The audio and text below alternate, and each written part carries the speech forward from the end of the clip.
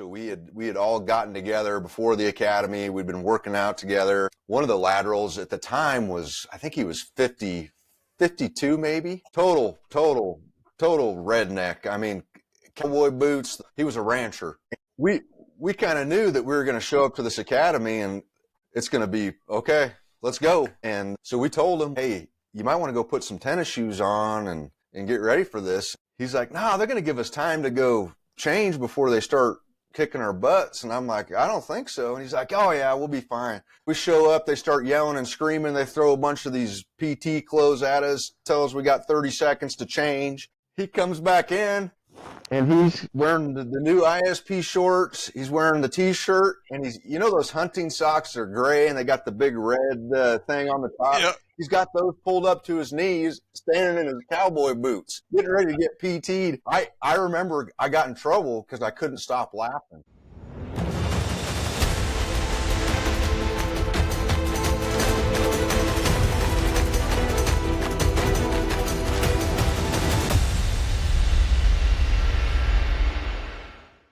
Hey everybody, welcome back to the next episode of Game of Crimes with Murph in the Morning.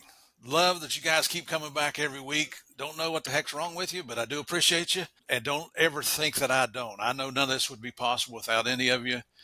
We're coming up on the end of our 4th year on the podcast. And I say we, I used to have a co-host on here. Most of you know that Morgan still had a day job and they gave him more work, but they offered him more money. Can't fault a guy for dropping out of this for that. So but I just can't seem to fix that we thing.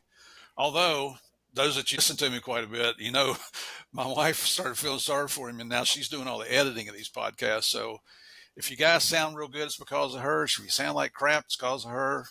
I blame everything on her. Nothing's my fault. I'm the husband, right? Anyway, it's an honor to bring on a super stud guest here again. You can see this young gentleman sitting here with a cute little beard and mustache. Ladies and gentlemen, this is Justin Klitsch. We're going to call him Klitsch because that's what everybody calls him there at work.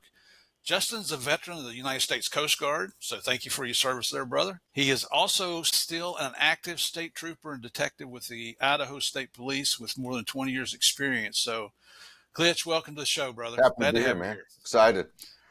Well, let's hope you say that at the end of the show. We'll see how the day goes, right? You're a legend, brother, so this is cool. In my own mind, that's it.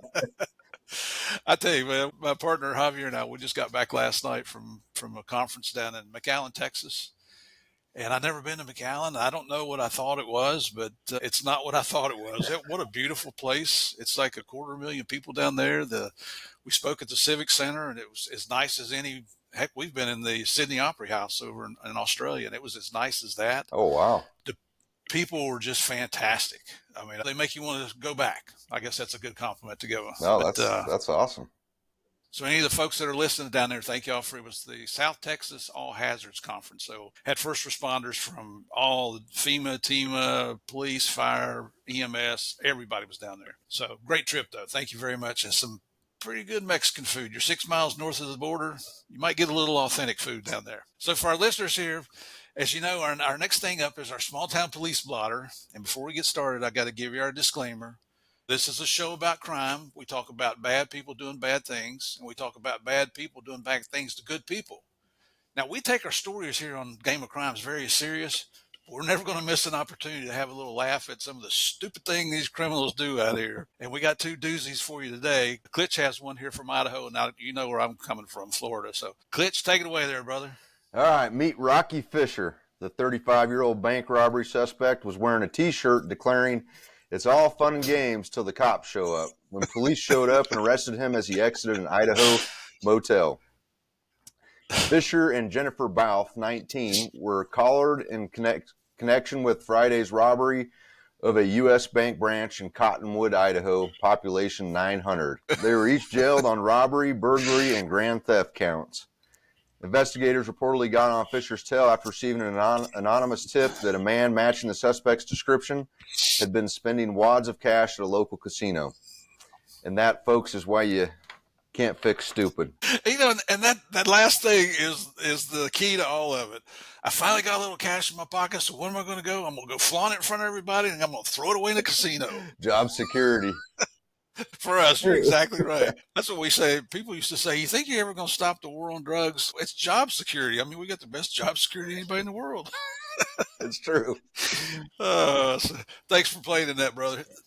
I got one, of course, from Florida. And ladies and gentlemen, actually, there's a show here called Florida Man that talks. There's so many stupid criminals in our state that there's a show about it. So he writes books and everything. So I took out the archives of Florida Man. This guy seems to make a habit of starting fights. This time he picked on the wrong guy. 50-year-old Omar Marrero attacked a former MMA fighter with a 14-inch knife.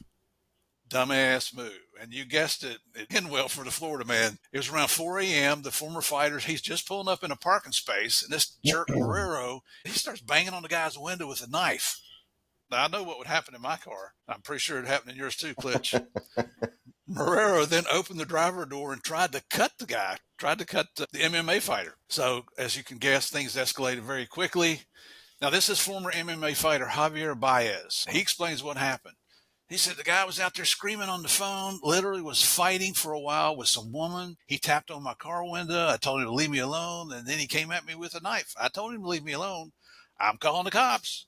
I hope he doesn't break my window. When you train so many times, and I believe this, it becomes reflexive, which is why you train. You develop muscle memory. So he goes on to say, once it came to that, it's all instincts. I couldn't do much but react. I've been training my whole life, black belt jiu-jitsu, wrestled in college. I've got 8 pro fights, MMA masters.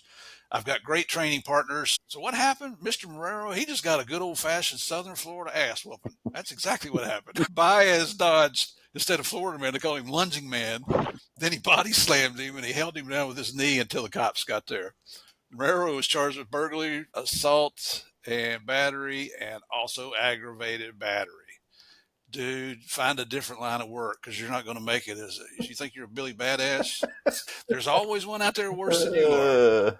So, anyway, that's it for this week's Small Town Police Blotter. And again, Klitsch, thanks for playing along. I know it's kind of silly, but when you talk about crime and criminals, it can tend to be a dark topic. That's why we have to try to put a little humor in this show. And I've actually tried to take this out, and our loyal listeners keep coming back. They're like, Murph, put it back in. We like hearing those stupid stories. And I think we all do. We're just happy it's not us, right? Oh, for sure, for sure. Hey, before we get started here in the real interview, I just want to point out this shirt I'm wearing, Refracted Wolf Apparel. Many of you know, Klitsch knew who this was when we first logged on to start the interview. I'm putting this on here because it comes from Tyler Hoover, who's one of the co-hosts on the Anti-Hero podcast. You may have seen my interview on there a month or two ago. Love these guys. They're a hoot. His partner is Brent Tucker. And when you do an interview with them, Brent owns a cigar company. So you get free cigars to smoke while you're doing the interview. That's the part I like. I gave up most of my vices, but that cigar thing, that's one that sticks with me. So just a shout out to the boys over at Anti-Hero Podcast. Thank you for the shirts. You guys know free is me, free 99. That's Murph. And this was a free t-shirt. So they're going to take the time to send me a t-shirt. I'm going to give them a shout out. All right. Okay. Enough of the silliness. Now, who's this guy we brought? Oh, Klitsch. Yeah. Sorry. I keep talking and you're not. That's not what it's supposed to be about. So just quickly, how we met. If you guys remember on episode 185 that just came out on February 24th of this year, that was Zach Shostall.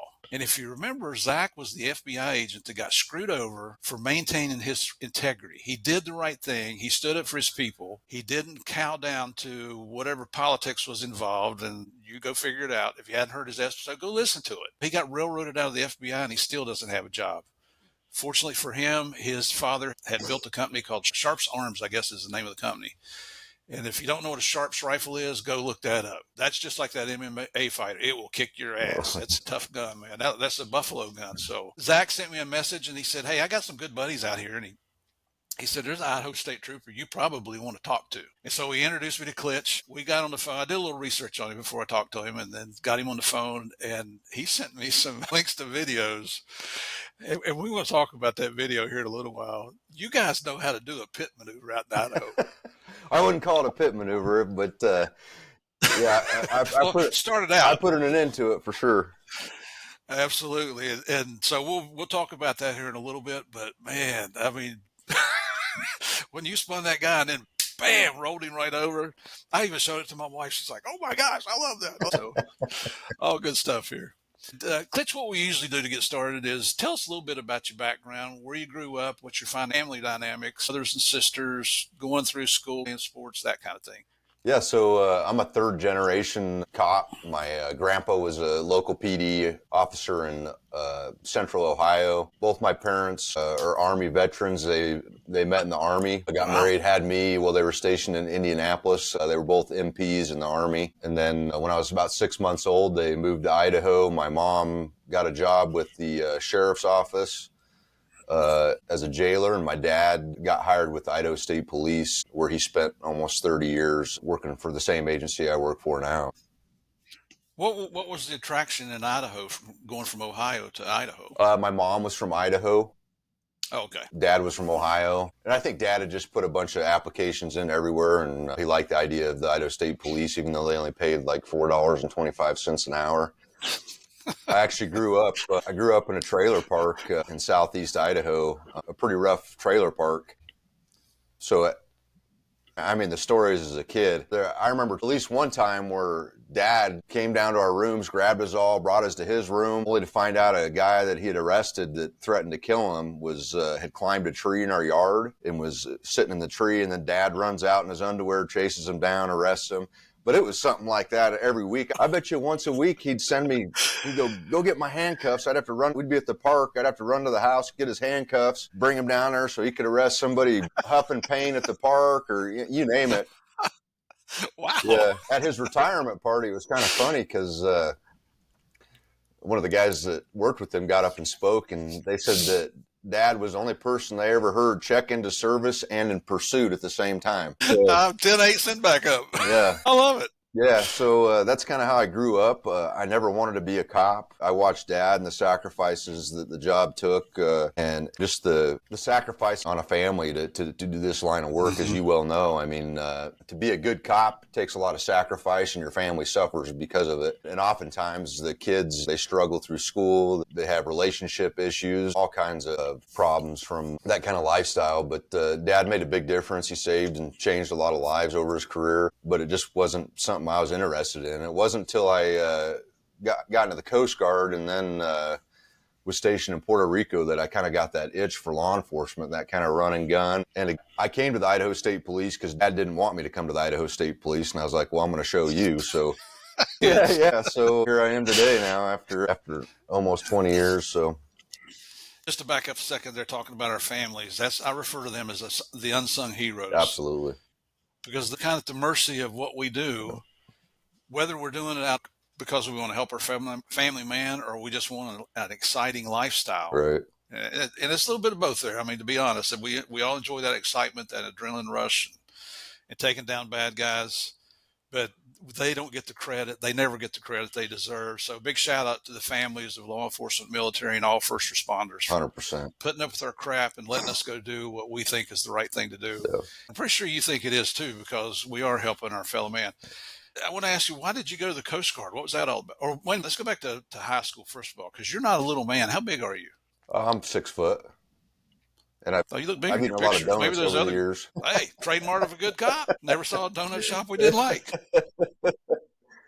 But I saw pictures of you. Those must have been some short guys you were standing with, because you're taller than everybody else in those pictures. Don't tell them I said that. The water in Idaho makes them short. But did you play any sports in high school that helped keep you out of trouble? Yeah. So I played football, basketball. I played all the sports. Football was pretty much the only one I was consistent with and loved and had a passion for. So yeah, that's really the sport I loved. I went to high school in southern Idaho, and then my senior year, I ended up going to Ohio with my uncles, who are also both cops at one point in their lives. One of my uncles retired, took a medical retirement from an agency in Ohio. Anyway, I went out to Ohio, was kind of struggling my senior year, and went out there with my uncles and ended up graduating in Ohio from high school out there. So got a scholarship to play college football. I know. I'm being a smart ass. I'm sorry. But how did you select the Coast Guard out of all the branches of the military? So my uncle was in the Coast Guard. He was actually a pretty high level enlisted person in the Coast Guard. So I had a little understanding of the Coast Guard and what they did. And at the time in 2001, this was right before 9/11, I wanted to go into a branch that was active and doing some things that I didn't want to sit around and just wait, like and train for what may happen. And I knew the Coast Guard, you'd be thrown into work right away. You'd be doing the mission set right away. That appealed to me. And if we'd only known that 9/11 was going to happen, I might have taken a different route. But shortly after boot camp, I got shipped to Kodiak, Alaska on a ship up there. Yeah, it was actually an awesome experience, except I wasn't 21, so I couldn't drink. And you got to be Brad Pitt to get laid. So there's not very many women up there, but a little tough for an 18-year-old kid. But went up there, and then shortly after I got up there, we're sitting on the mess deck. It was about breakfast time in Kodiak, and drinking coffee and eating some breakfast. And that's when the TV screen had the planes going into the towers, and the Coast Guard changed from that day on. It wasn't the same. I remember we got called back to the ship, got underway, and then we sat in the harbor of Kodiak protecting I don't know what, but we felt like we had to do something. Right. Yeah, that was a game changer, changed our whole mission set, and it was a pretty active 5 years after that. So yeah, it's funny how everybody remembers where they were on 9/11, Yep. 2001. Yep. And I can tell you a funny story because you'll appreciate it. I was assigned, I just got into our special operations division up in Washington, and we're at this secret facility out in Lorton, Virginia, down off I-95. And I'm like the token Southern guy there. Everybody else is from New York, New England, a couple guys from LA. And here comes the country bumpkin from West Virginia and Tennessee, transferred in from Atlanta. And my boss was from Long Island. He was what we call assistant special agent in charge. You know what an ASAC is. Yeah. And so we go in his office and we're watching it. We're watching the towers. And I mean, it's spooky. And then we see the second plane hit. And then we hear the Pentagon gets hit. And then we hear about the plane in Pennsylvania. And so our big boss came out and put out to the second level bosses, all right, let's get security out in our building here just in case, because things were just going crazy in DC. And we were probably 15 to 20 miles south of DC at that time, DC proper. So our bosses kind of said, all right, everybody, we're gonna do shifts in the parking lots around here. Who's got a gun? And out of, I don't know, 80, 90 agents, I think there were 4 of us that had our guns with us. Oh, wow. Well, here's the funny part. We're located we're not in that site anymore, so I can tell where the site is now. It's in Lorton, Virginia, right across the road from the aviation fuel tanks for National Airport. So if they want to hit a target and they hit those tanks, we're vaporized. It don't matter if you we'll go out there, see somebody come by going, pew, pew. But, I mean, just funny stories. It was that same responsibility. As you guys wanted, your bosses are wanting to participate. You're wanting to get involved, but you don't know how. So you do what little thing you think might help. What a time. I'm just, thank God we got through that safely. It sure was crazy. And I'd like to say we learned our lesson, but I'm not sure. It's scary. It's scary what's coming in and what we're facing. How quickly we forget. Yeah, I think that's the number one threat to our to law enforcement is just we're so inundated with the drugs and other crimes that we just don't have the time to focus and be prepared for if something happens like that again. It's just unfortunate, but it's just the reality of the situation we're in and the time and the lack of manpower we have. You know? Yep, that's absolutely right. And then we got these idiots that are to fund the police. Yeah. What a stupid thing to do. Yeah. I don't care what race you are. I don't care what political party you are. I don't care if you're male, female, or you pretend to be something else. I really don't care. But if that's what you believe, please go live in a third world country. Find out what life is without law enforcement, and then see if you want to come back. Yeah, 100%. Unbelievable. Yeah. Unbelievable. So how long did you stay in Alaska before you headed, you mentioned Puerto Rico? So I got out of there as fast as I could. So when I went to Alaska, I didn't have a job. I was what they call the non-rate, which they send out from boot camp out into the field, and you can kind of get an idea of what jobs there is. And so I learned which job was the fastest to get to a school so I could get a job. And it was actually, it was a quartermaster job, which basically they run all the navigation for ships at that time. So I went to that school and as your decisions you make as a kid, it's just crazy. But so at the school, at the end of it, you get several choices on where you want to go. I picked Puerto Rico, and the sole reason I picked Puerto Rico is you only had to be 18 to drink. Priorities, brother. Yeah. So I went to Puerto Rico. I was stationed on 2 different 110-foot patrol boats down there, which at that time was our fastest ship. And it was just counter drug and counter immigration operations nonstop. And of course, with 9/11, the security was our highest priority. So we were underway a lot and had a great time. It was such a great place to work, and learned a lot about myself, and met my beautiful wife down there. We've been married for 22 years now. Congratulations.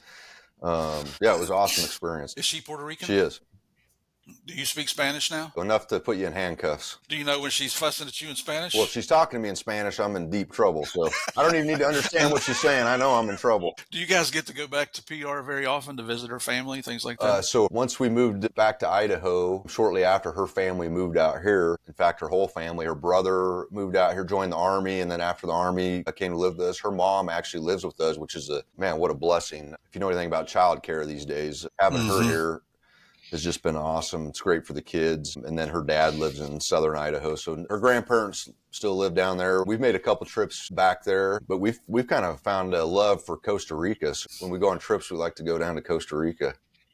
Beautiful down there. Oh, that's awesome, yeah. Man, you got both oceans, you got rainforests, you got volcanoes. It's beautiful. It is. Except in San Jose. Did they ever put street signs up on the corners in San Jose? You know, I haven't been to San Jose. I always have flown into Liberia, so I haven't had to go that far south. But we went there TDY when we were in Columbia, and they told us, listen, when you're driving, don't look for street signs because they don't exist. When you get directions, they're going to go down to the third White House on the right, look for the big oak tree. That's where you hang a left. Go around a circle. It's crazy. Yeah. And they were right. That's the way it was back then. Yeah. Now, did you also do some time on driving the smaller boats there? Yeah, so during that time I was in Puerto Rico, my job actually kind of merged it with, you had two choices. You could go and be a boatswain mate, which is basically the coxswains and the people that drive the boats and the people that do most of the law enforcement, or you could go and sit in a radio room. So I chose the boatswain mate route. And so I'd been in Kodiak, and then I'd been in Puerto Rico, and in the Coast Guard, that's considered overseas because that's their only two overseas locations. And so I was supposed to get my first pick. So I put all West Coast stations, and I really wanted to go to Coos Bay. And I remember I was actually in Louisiana, and I'm sitting at a table. My captain's at one end, I'm at the other end. And he's like, hey, I got your orders for where you're going next. And he gives it to me, and it said Michigan City, Indiana. And I didn't even know there was water there. And I was so pissed off. I was eating this shrimp poor boy, and I chucked it, barely missed hitting him in the head, and it hit the window behind him. Because at the time I was upset. He knew where I wanted to go, and I expected him to fight for me to get to where I wanted to go. And he thought it was funny.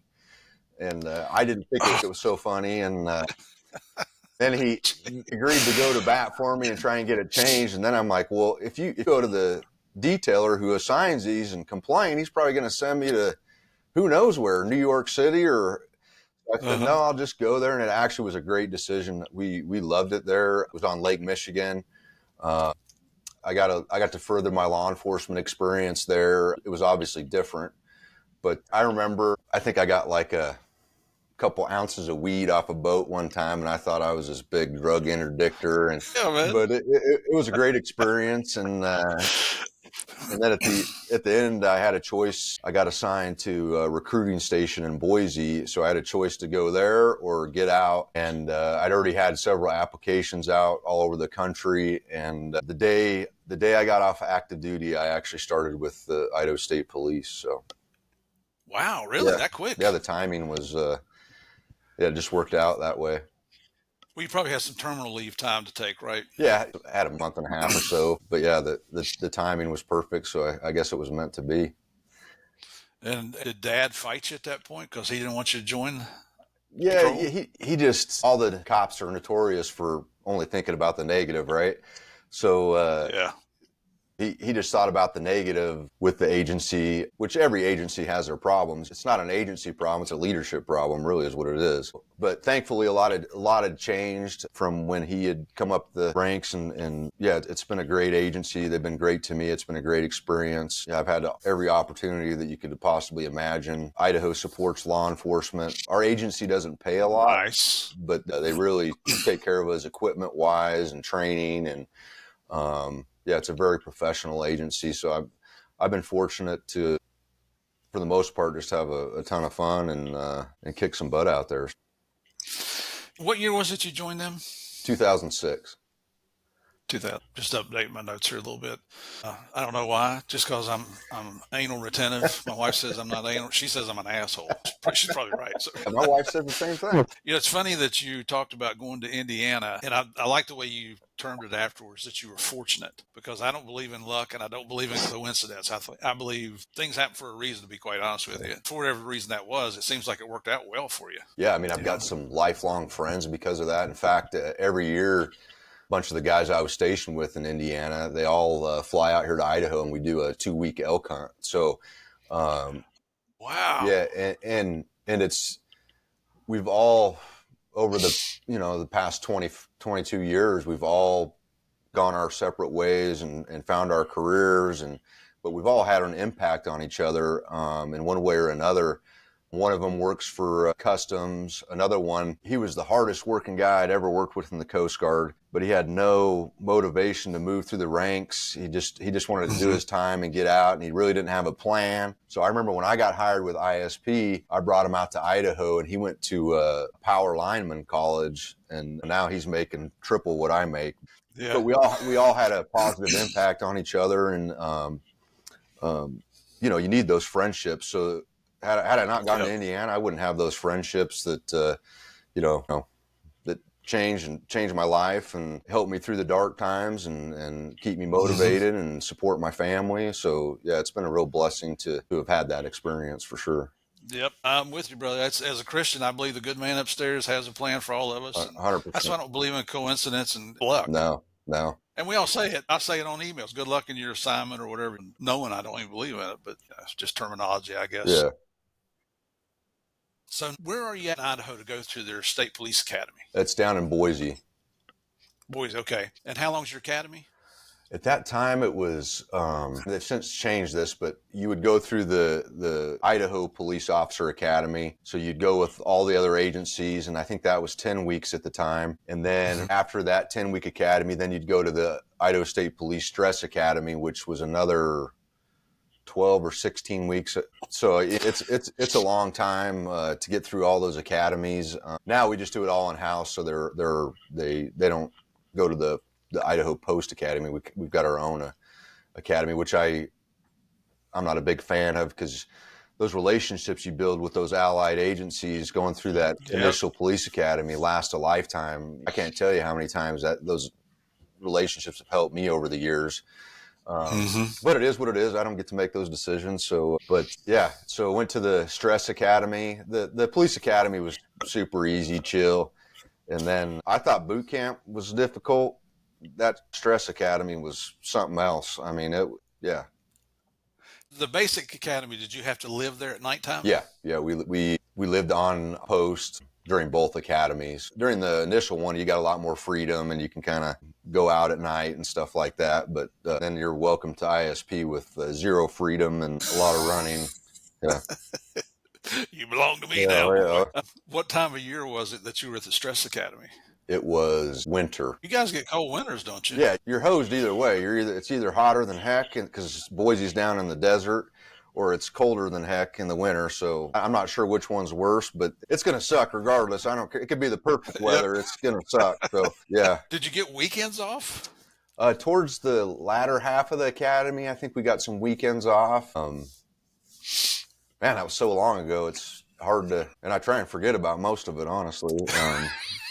But yeah, it was definitely a challenge. I wasn't quite expecting it to be, because you'd gone through boot camp. And I think the biggest thing with boot camp is you got 80 people from across the country, and there's always going to be a couple idiots, right? Oh, yeah. Take all the attention. Well, at ISP, these were all squared away guys, and it was equal attention to everybody. So, yeah. So how many guys were in your class? I think there was about 15 of us. Lost a few the first week, as is pretty common. We always lose a few the first week.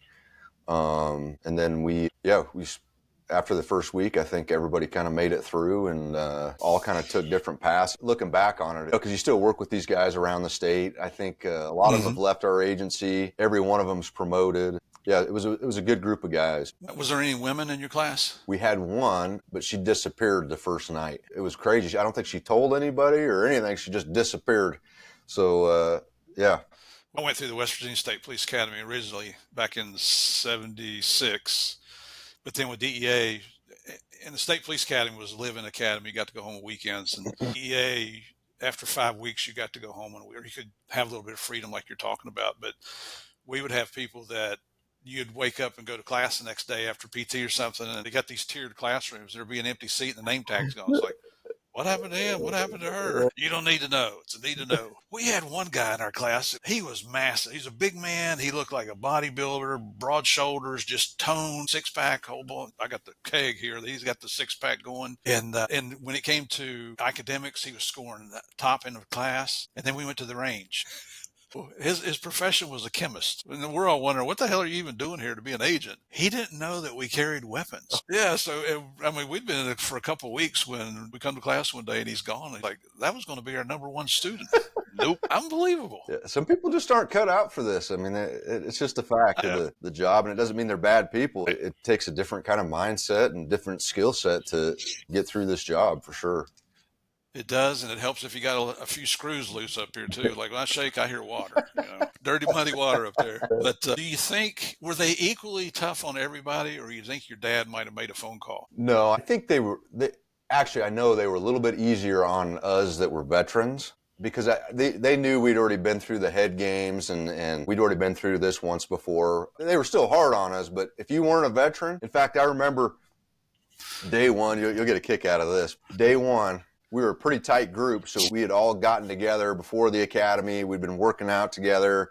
We had plans. We were organized. We were ready to go.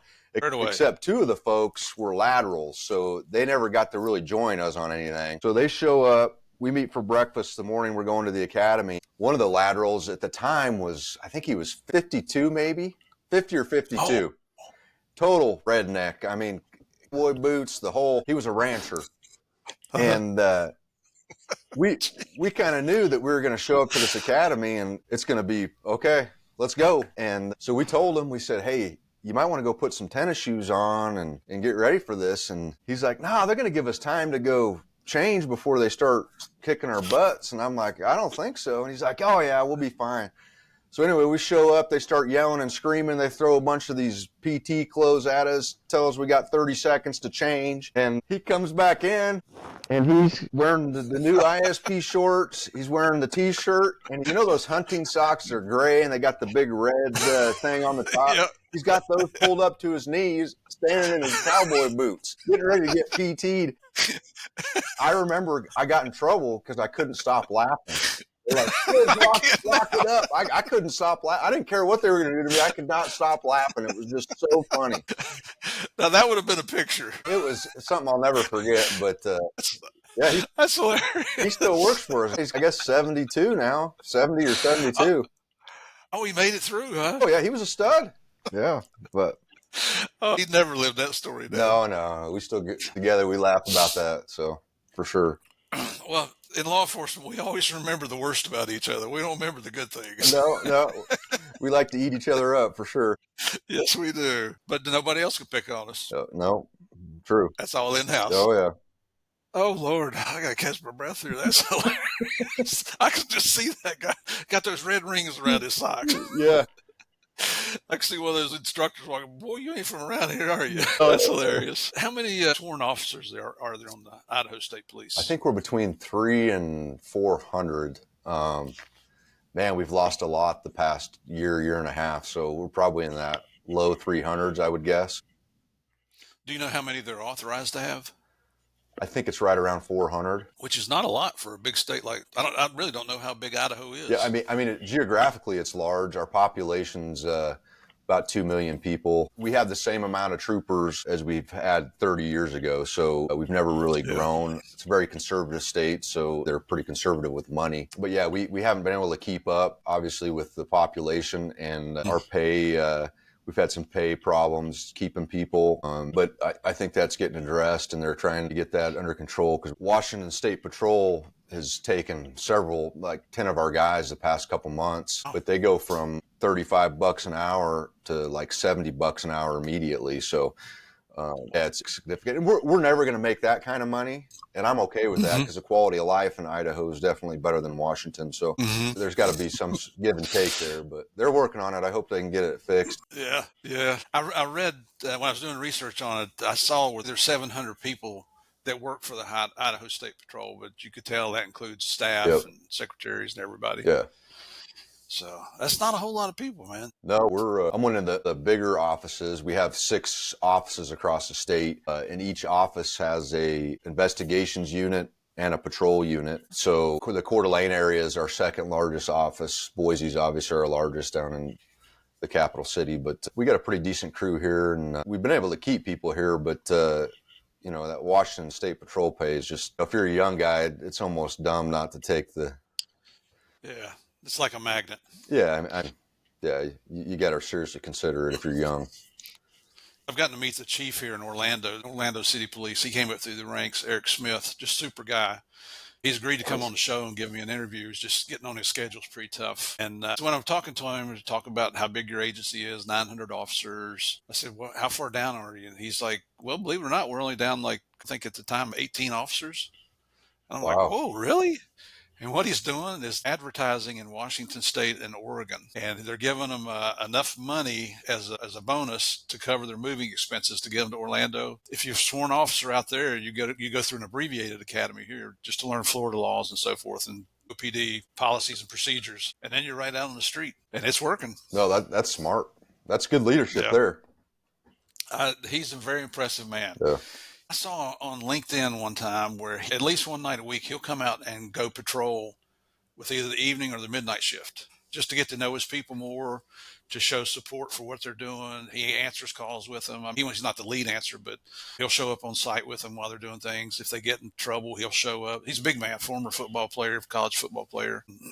They have a audio-visual department at their department, and they put out a nice video of that. Man, I reposted it. I think last time I looked, it had like 45,000 hits, just saying, this is what leadership looks like. This is leadership from the front, not sitting in the ivory tower telling everybody what to do and not facing any of the dangers. So I just got the utmost respect for Chief Eric Smith here in Orlando.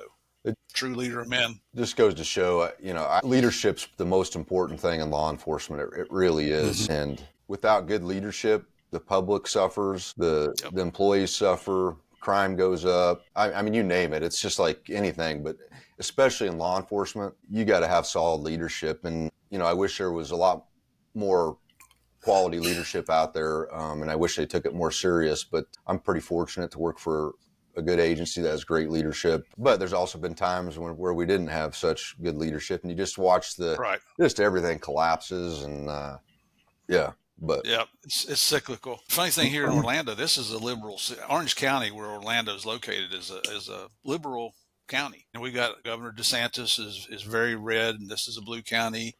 But the citizens here support the police department as well as the city council. They don't always agree on everything, but Chief Smith, he stands up for his department. He stands up for his people. Every year they have their Blue Line Gala, which is a big fundraiser to help law enforcement officers that are in need through traumatic events or a death in the family and things like that. It supports Orlando Police and then Orange County, Seminole County, and Osceola counties. And I got to be the keynote speaker for that. And I don't mean to brag, but I am bragging because I was so proud to do that.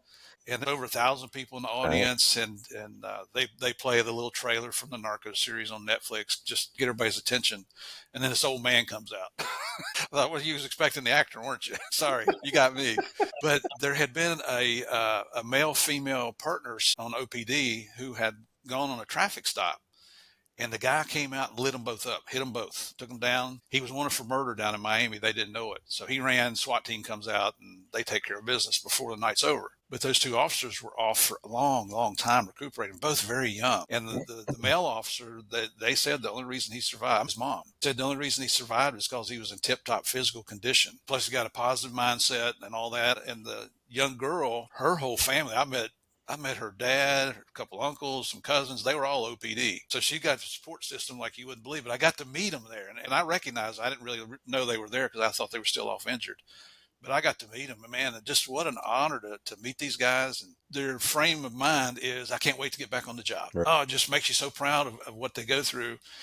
I'm not sure how I got off on that tangent, but the city here, even though it is somewhat liberal in the county, they do support the law enforcement agencies here. So That's I really awesome. respect that. Yeah, good people. Sorry to get off on a tangent there, but I got to promote cops everywhere. I was a cop for 38 years. I don't know how to do a whole lot of other things. Well, I can make an interview out of myself on a podcast, but I can do that on stage too. So I was going to ask you to give us a funny academy story, but I don't think you could beat the guy in the socks and the boots. No, you can't beat that one. And just to start it off like that, it was, yeah. I'll start laughing again. We'll be here for 3 more minutes. Just wait for me to stop laughing. When you're ready to graduate the academy, do you get to fill out a wish list of where you'd like to be stationed? So when they hired us at that time, we knew where we were going. And initially I was going to South Central Idaho, a town called Twin Falls. And during the academy, there was actually some openings in Boise, where my dad was stationed as well. And so a couple of us got to stay in Boise. So I knew before I graduated that I was going to be in Boise. I'm going to wipe the tears out of my eyes from laughing so much. That's a good problem. Oh, yeah, man. We've had some real winners on here, so we really had some studs on here. I'm real proud of this show, the people that agree to come on. So you get there, and do you have like a field training officer you have to work with for a while? Yeah, so our field training was 3 months. I had 3 different field training officers. Once I got through that 3 months, then I was out on my own as what we consider a district car or a metro car in the Boise area. And are you working in the city, or do you guys primarily work outside the cities? So a little bit of both. Down there, the interstate running through Boise takes most of our attention between the crashes and all the traffic. And it was a really good experience because it's basically between the officer critical incidents, the shootings, the amount of crashes, the amount of criminal investigations. You're getting double, quadruple what some of these guys in smaller areas are getting. So you're really advancing fast and getting those experiences. I remember, and I'm pretty sure he did it on purpose because he knew what was going to happen next. But as a fairly young troop, I think at the time we were short back then as well. There was 2, I had another partner on my team and we had a sergeant. So there was 3 of us. And of course, you know how it is. You got 3 of you, only one's working usually. Wait, but that's a state road. Yeah. But got in a pursuit with a gal, and I don't remember what she had done to start this pursuit. I think it was a robbery or something. Anyway, we chased her several miles at high speeds. And anyway, one of our older troops ended up spiking me as I'm chasing her. And he ended up spiking a deputy that was behind me too. And I remember me and the deputy both pulled over. He got 2 of his tires spiked and I only got 1. And I'm changing my tire and he's changing his tire. And then he comes up to me and he goes, "Hey, you got another spare tire?" I said, "Who hauls around 2 spare tires? No, I don't have another spare tire. Come on." And about that time we got up and rolling. She had stopped and tried to hijack a semi truck and ended up, some of the deputies ended up shooting her. But I'd only been on about a year. And I remember her in the ambulance after she'd been shot and crying for her mom. And I remember looking in the bottom of the ambulance. I'd never seen it before, and I don't know if I've ever seen it since, but there was a bag of meth that had fallen out of her pocket, and it had a purple hue to it, so it was tinted methamphetamine. And I just remember like that was kind of a game changer for me. It was emotionally her crying for her mom and then seeing that meth on the ground. I kind of knew that I was going to take that route of chasing these criminals down. She ended up dying on the way to the hospital, but it's those little things, those little experiences, and Boise offered a lot of those experiences. What was she? I think she was probably 25, 30, fairly young. What kind of women you guys got out there in Idaho that are running from the cops and skyjacking or hijacking them? We got it all, man, just like anywhere. That's a tough women. Damn. Yeah. For sure. It'll turn anybody into a beast. So yeah, unfortunately, we just experienced an issue with that in our family. It's just devastating. It's unbelievable what the drugs are doing to our country. I told you we were just in McAllen, Texas, and after we did our presentation, we did these individual breakouts for Q&As and got an opportunity to get with smaller groups of people and answer their questions. And it could be anything about our careers, investigations we worked on, the narco series, our families, things like that. And when people ask me about what my opinion is on the war on drugs or the fentanyl crisis or whatever the drug crisis is, I tend to get up on my little soapbox and don't go around and offer it. But if you ask me, I'll tell you. And my partner Javier, if we start talking about legalization, he's like, "Oh my God, don't ask Murph about legalization. Don't ask him unless you got 2 hours." Well, it impacts every walk of life. You just mentioned you've got, something that's happened in your family. I've had it in my family, and the fentanyl has really touched people. I mean, everybody is hit by this, crap, and I don't care which drug it is. They all have some are probably worse than others, but it's destroying our community. It's destroying our families. Right. And it's just, the stuff's so potent now. It's, even if you got a person that wants to get clean, it's a lifelong battle to stay clean. And yeah, that's a good point. It's not just getting clean and you're done. right. That desire continues even though you are clean. 100%. Wow. Yeah. The rest of your life, you're going to be wanting that hit, That's a good point. And here I go on a tangent, but I think I know you'll understand. I hope you appreciate this. The war on drugs has never been taken seriously. No. I mean, we throw a Band-Aid on it basically. And I'm a real big proponent of educating children at the very youngest age. And I mean, before they even start school, to the dangers. Mm-hmm. And I gave an example because that was one of the questions I got asked. And I said, one of my granddaughters, I've got 5 granddaughters. One of them was visiting us in Florida, and we live on a small lake, and every once in a while an alligator will swim up, and our backyard is sloped down, so we could get in the house before he could ever get to us. It's a good little distance. But I'm talking to her about Alex. She's about 5 years old then. And you know how kids are. They're innocent, and they'll say what's on their mind. And she said, "If that alligator comes up here, Pops, I'll smack him right on top of the head." I said, "Baby, let me tell you a little bit about alligators." And by the time I finished, she was up in my arms, and she's like, "Pops, can we go inside now?" And I scared the crap out of her. But you know what? She knows to stay the hell away from alligators now, doesn't Right. she? So what if we did that on the drug side? I don't know. It's just we've gotten so permissive in our society. Whatever we're trying is not working. No, and I think fentanyl has changed the game. I mean, I know, we spend a lot of time going to schools now. We've really, really amped up our program as far as fentanyl goes. And, we're talking to young kids, and I know it's been successful. And I mean, I've always looked at this job. If you can just impact or save one life, I mean, you've done more than most people will ever do. Yep. And you'll never know. That's the thing about this job. You never know who you've impacted or what lives you've changed, or you just got to keep trucking and have that attitude of making a difference every day. Let me just ask you this question, because I've started asking all cops this because of the defund the police and the anti-police sentiment that's out there. Did you become a police officer because you wanted to go out and kill people? No, that's ridiculous.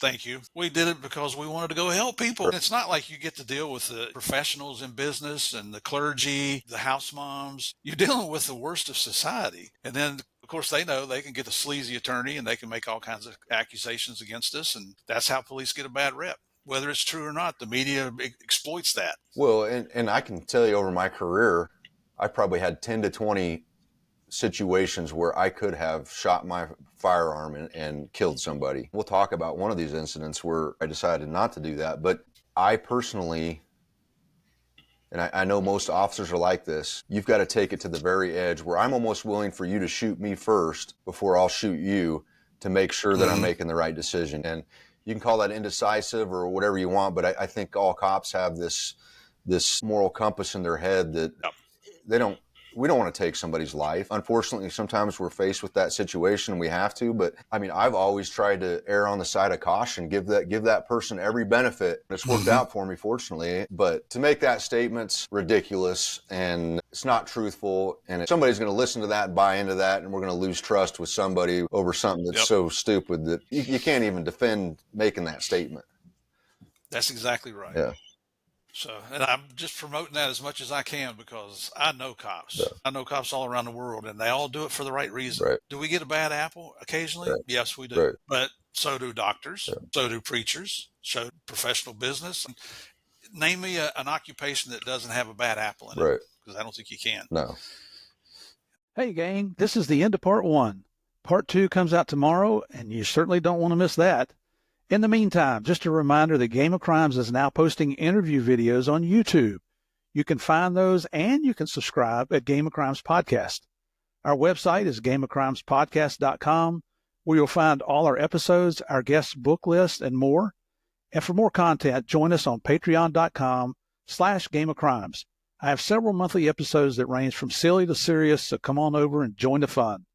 In the meantime, everyone stay safe. We'll see you tomorrow for part 2.